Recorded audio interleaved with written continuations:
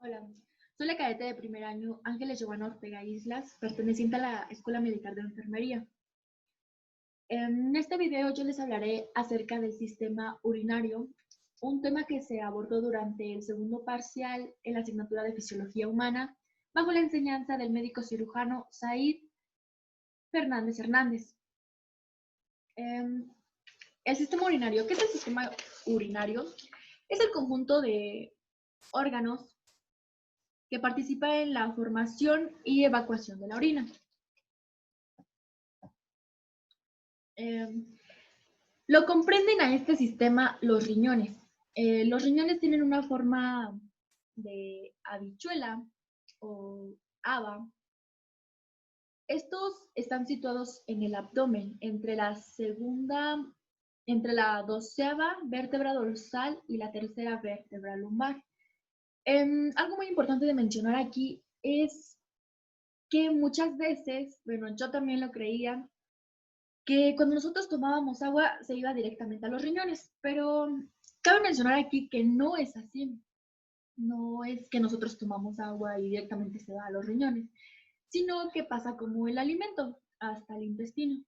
Esta agua va a ser absorbida en el intestino grueso a través de la capa subserosa, que en la capa subserosa a ese nivel tenemos vasos sanguíneos, entonces se va a filtrar a través de los capilares que van a ser llevados al a todo el torrente sanguíneo. Entonces aquí va a desembocar a la arteria renal, los vasos sanguíneos que son la arteria renal y la vena renal. Bueno, a través de la arteria eferente que viene de la aorta. Bueno, el sistema, bueno, vamos a revisar la estructura de los riñones. Vemos aquí que comprende de una corteza renal, la médula renal, la columna renal, pirámide renal de la médula, esta parte, el seno renal, la papila renal, y esta parte de aquí, todo esto es la cápsula fibrosa renal. Y como vemos, aquí va a desembocar, los vasos sanguíneos que desembocan son la arteria renal y la vena renal. Y muy adentro de la corteza de la médula renal vamos a encontrar a la nefrona. Más adelante vamos a hablar cómo es que sucede este proceso para que se produzca la orina. Bueno, abordando más aquí de los vasos sanguíneos, el riñón derecho se va a relacionar con la vena cava inferior. La segunda porción del duodeno, el hígado y el ángulo hepático del colon. Con los dos últimos a través del peritoneo. El riñón izquierdo se relaciona con la arteria aorta, abdominal, el estómago, el páncreas, el ángulo esplénico del colon y el vaso. El polo superior de cada riñón está cubierto por la glándula suprarrenal, correspondiente que queda inmersa con la cápsula adiposa. Los riñones son de un color rojizo, tienen forma, bueno, como decía, de habichuela. En el adulto llegan a pesar entre los 130 gramos a 150 gramos cada uno y miden unos 11 centímetros de largo por unos 7 centímetros de ancho por 3 centímetros de espesor. Hablando un poquito de la... Permítanme quitar esto. Hablando un poquito de la inervación e irrigación de los riñones, bueno, la inervación de ambos riñones corre a cargo de los nervios renales, que se originan en el ganglio cefálico, estructura nerviosa del sistema nervioso autónomo simpático, situada sobre la arteria aorta abdominal a ambos lados de la arterial, ambos lados del tronco arterial celíaco, perdón, justo por debajo del diafragma.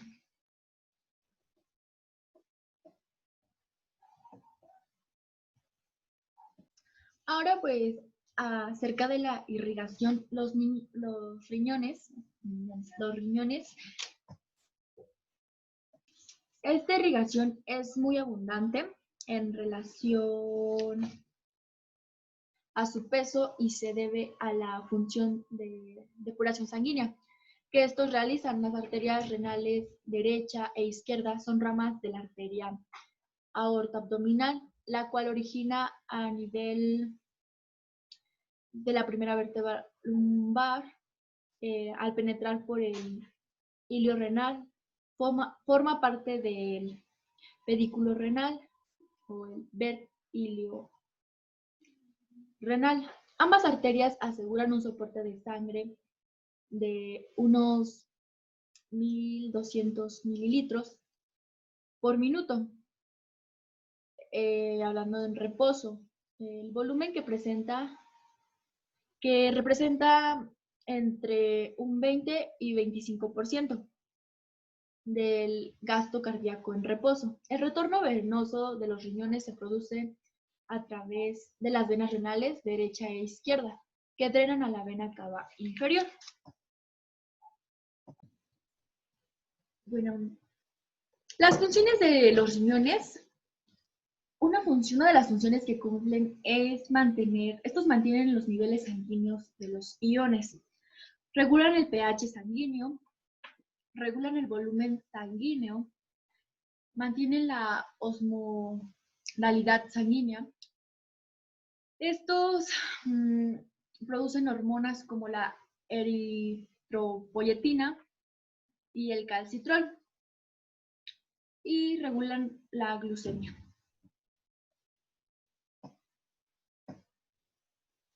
La hormona eritropoyetina, esta lo que va a hacer es estimular a la médula ósea para que produzca glóbulos rojos.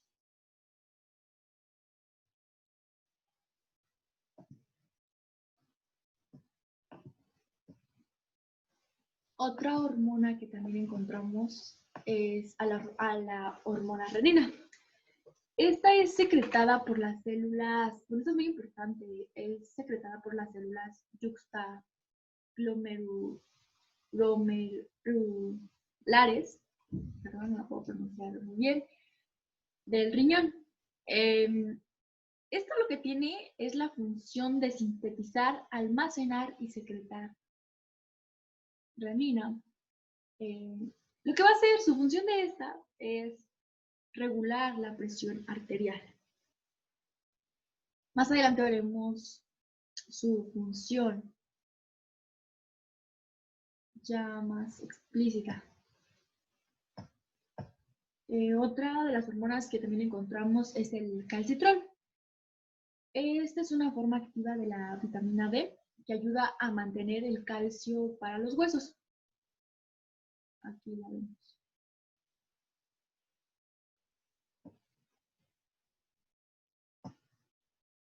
Ahora sí, abordaremos cómo es que se produce esa formación de la orina. Esta se da en tres, podríamos decir, procesos. Y bueno, abordemos el primero. Bueno, antes de abordar, estos procesos, Hay que comprender la estructura de la nefrona. Pues a la nefrona podemos ver que la constituyen el glomérulo, que esto, como podemos ver, esta es la arteriola deferente de lo que les hablaba al principio, que desemboca de la aorta. Este es un vaso sanguíneo, estos son capilares, capas muy finas que, como vemos esto, esto es lo que produce, lo que le da, lo que conforma el glomérulo. Y aquí tenemos a la arteriola deferente, que va a rodear toda nuestra nefrona. Ahorita vamos a ver esa importancia de que esta tiene. Nuestra nefrona está compuesta por la cápsula de Bowman, que es la que podríamos decir rodea nuestro glomérulo.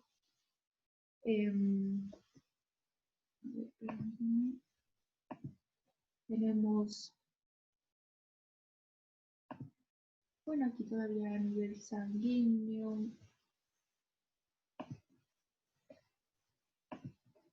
Los capilares peritubulares. Continúan después de la cápsula de Bowman, el túbulo proximal, tenemos a la asa de Henle y al tubo distal.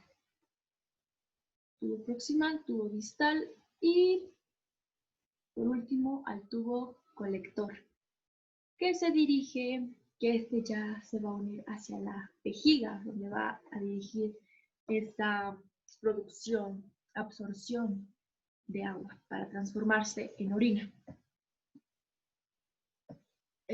Ahora sí abordemos cómo es que se da la filtración glomerular.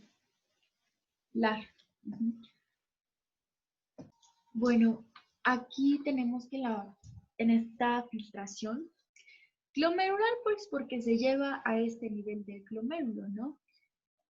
Es la etapa inicial de la formación de la orina. Esta consiste en el paso de la parte del plasma sanguíneo que circula por los capilares glomerales del riñón hacia el espacio capsular de Bowman, atravesando la membrana basal, la membrana de filtración. Este es un filtro complejo formado por tres importantes estructuras. La membrana basal, el endotelio penetrado, ambos constituyentes de los capilares glomerulares, y la capa de podocitos, propia de la pared visceral de la cápsula de Bowman que los rodea. Los podocitos son células epiteliales muy modificadas con largas prolongaciones citoplasmáticas llamadas pedicelos. Como podemos ver, bueno, tenemos nuestro glomérulo. Lo que va a hacer es la parte interesante que pasa aquí. Cabe destacar, bueno, mencionar que nuestros capilares no solo llevan agua, también llevan células sanguíneas, obviamente, nutrientes. Pero ¿qué va a pasar aquí? Lo que va a pasar aquí es que a este nivel, lo único que va a filtrarse a través de esos capilares por diversas presiones que existen aquí, ahorita las voy a explicar. Solamente se va a dar la filtración de esa agua y esa absorción de los nutrientes, excepto de las células sanguíneas. No, todo eso se va a filtrar menos las células sanguíneas. Bueno, nosotros aquí a este nivel contamos con lo que les explicaba, tres tipos de presiones. La presión hidrostática, esta presión lo que va a hacer, bueno, la encontramos a un 55 milímetros de mercurio. Esta es la que empuja las que va a empujar a la sangre al endotelio, o sea, que no va a permitir que esta salga, porque como les comentaba, puede filtrarse lo demás, excepto estas células. Tenemos a las fuerzas que, digámoslo así, se oponen,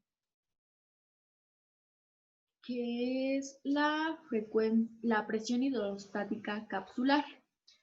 Esta la encontramos a unos 15 milímetros de mercurio. La presión calidosmótica sanguínea, esta la encontramos a 30 mililitros de mercurio.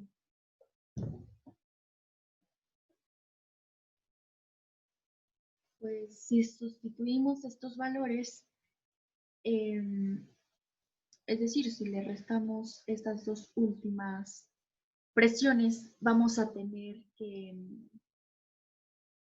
un residuo de 10 milímetros de mercurio de la presión hidrostática glomerular, que pues como les comento, esta es la presión para que se puedan filtrar esos nutrientes, solo los nutrientes y el agua, no las células sanguíneas.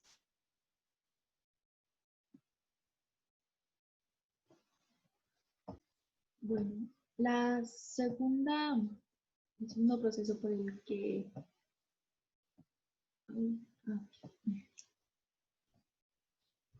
tenemos al segundo proceso, que es la reabsorción tubular. ¿Qué va a pasar aquí? Una vez que nuestros nutrientes y el agua es filtrada, pasa a la siguiente estructura. Bueno, cuando abordamos la estructura de la nefrona, esta va a pasar a la parte tubular, por eso es reabsorción tubular. Cabe destacar que aquí se llevan por todo el tubo, diversas, ¿cómo podríamos decirlo? Diversas secreciones y reabsorciones. ¿Por qué? Porque como vemos, este va a estar rodeado de vasos sanguíneos de la arteria deferente. Bueno, la reabsorción tubular es el retorno de gran parte del filtrado del torrente sanguíneo. Las sustancias impredecibles para el cuerpo como el agua, la glucosa, los aminoácidos, vitaminas, parte de la urea, los iones, el calcio, el potasio, el cloro, bueno, el bicarbonato, el fosfato. Estos abandonan los túbulos de las nefronas e ingresan a los capilares peritubulares a través de las paredes de ambas estructuras. El motor de la reabsorción tubular de gran parte del filtrado es a través de que hay un continuo funcionamiento de las bombas de sodio-potasio ubicadas en la cara basal de las células tubulares.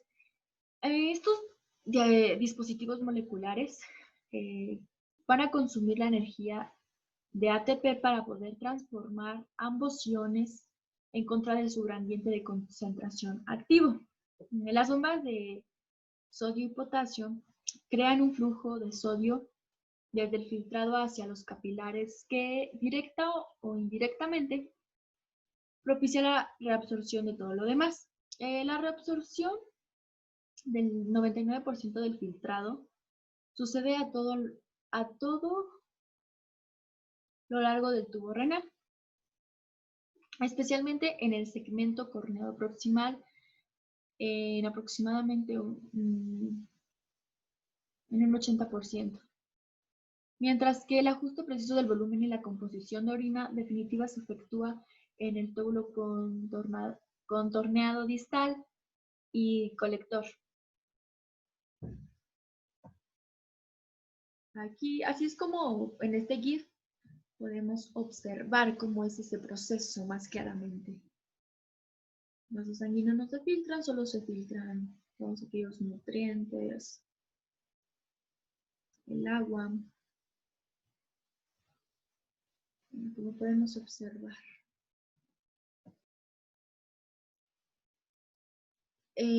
Ahora hablemos acerca de este tercer proceso o etapa. Bueno, la secreción tubular. La secreción tubular pues es la transferencia de materiales desde la sangre de los capilares peritubulares y de las células de los tubos renales hasta el líquido tubular. ¿Esto con qué? Con el objetivo de regular la tasa de dichas sustancias en el torrente sanguíneo y de eliminar desechos del cuerpo. Las principales sustancias que son secretadas es el hidrógeno, el potasio, iones de amonio, la creatinina y ciertos fármacos como la penicilina.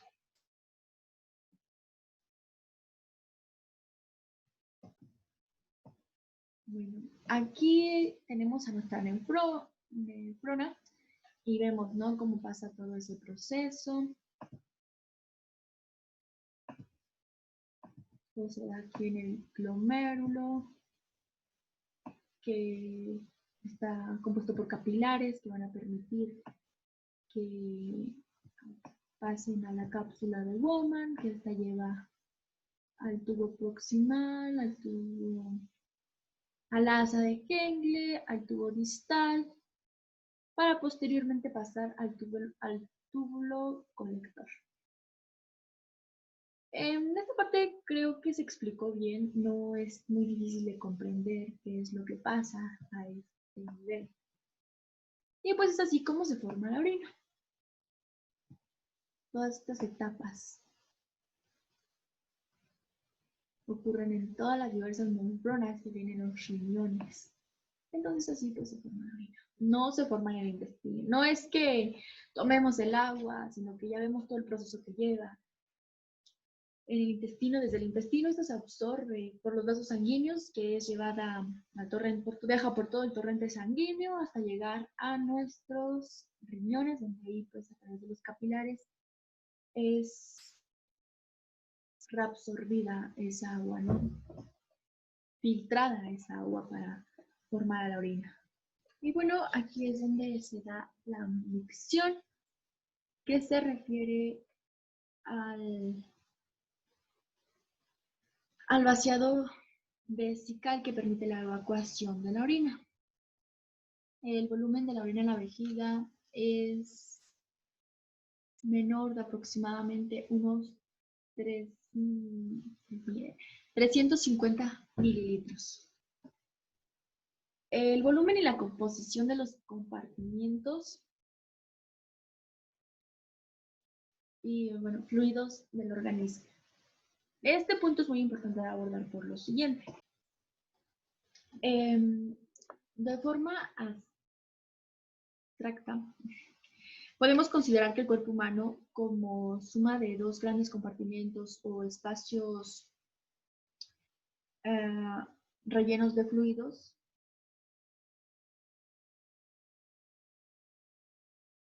El celular, hablamos del celular, que comprende el líquido fluido intracelular de todas las células, de todos los tejidos, y el extracelular, que contiene el líquido fluido extracelular dividido en líquido intersticial del espacio intersticial a un 75% y el plasma sanguíneo del espacio vascular en un 25%.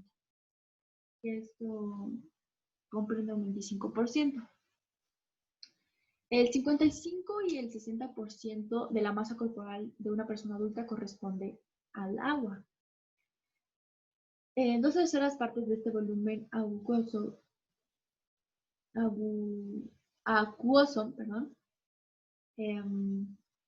constituye el líquido intracelular, mientras que el tercio restante corresponde al líquido extracelular. La porción de electrolitos en los compartimientos extra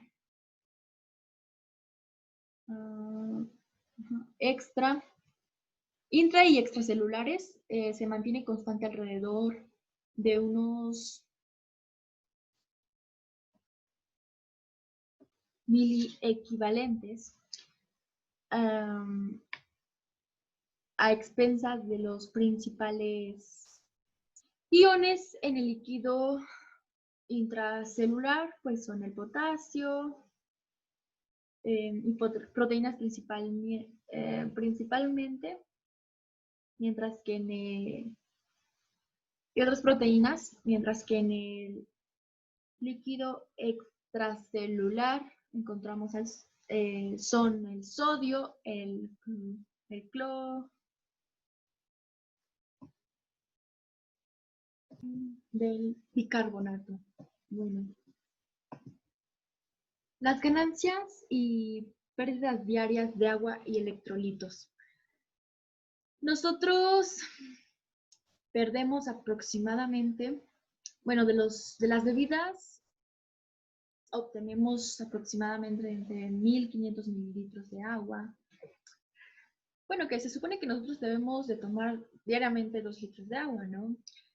Los alimentos nosotros absorbemos o obtenemos aproximadamente entre 700 mililitros. Y bueno, pero esta agua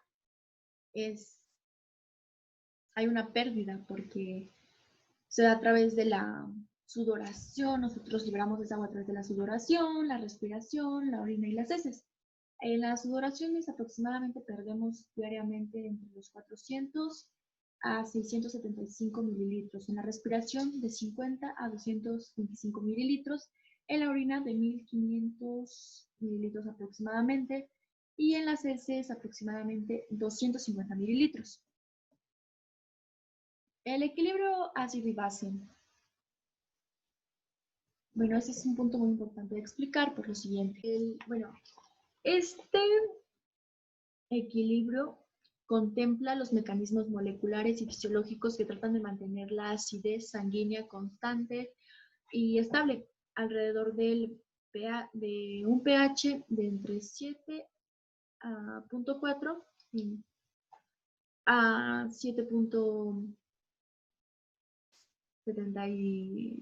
45. Lo cual esto va a asegurar una concentración correcta de los ácidos y bases a todos los niveles del cuerpo, tanto en la sangre como en los tejidos. Bueno, prosigamos.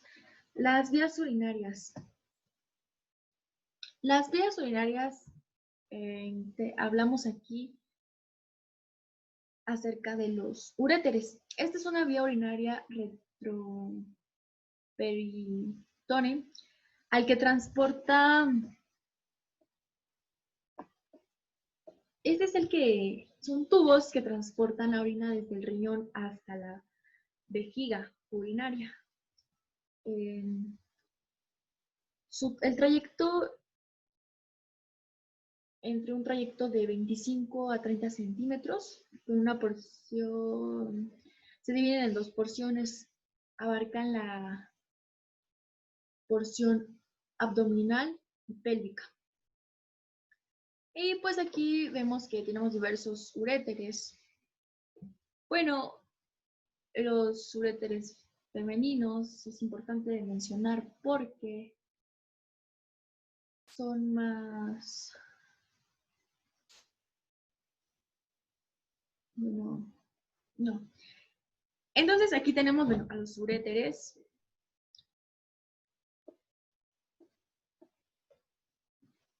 Y bueno, estos van a desembocar hacia la vejiga. La vejiga se divide en un vértice, cuerpo, fondo y cuello. La capacidad máxima de esta es aproximadamente 200 mililitros. Y la máxima es de 400 mililitros. Está conformada por una pared mucosa, de capa mucosa, submucosa, muscular, subserosa y peritoneal. Las funciones de la vejiga, pues esta es la encargada de almacenar la orina excretada por los riñones, impide la reabsorción de la orina y realiza la evacuación rápida y voluntaria. La uretra. Las funciones de la uretra, esta se extiende desde la vejiga hasta el meato urinario externo. Es un conducto tubular a través del cual la vejiga elimina la orina al exterior durante la micción.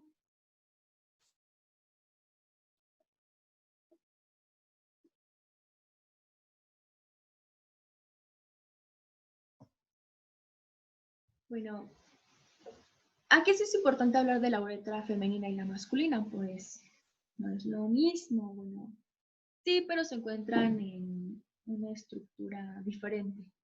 En las mujeres tiene una longitud aproximadamente de 2.5 a 4 centímetros. El meato se localiza en el vestíbulo de la úvula por delante de la apertura vaginal, como aquí lo podemos ver. Esta es nuestra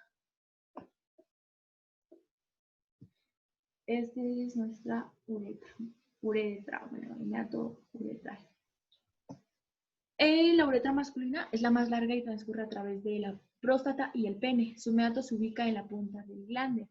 En el hombre cumple también una función reproductiva, ya que es un conducto que transporta el semen durante la eyaculación. Tiene esas dos funciones, tanto la orina como permitir que pase el semen durante la eyaculación.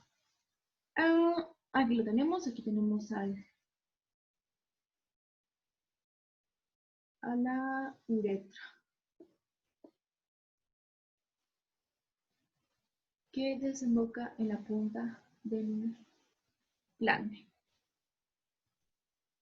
Bueno, y esto es todo lo que involucra a nuestro sistema urinario. Espero que les sirva de mucho. Y pues muchas gracias por ver este video.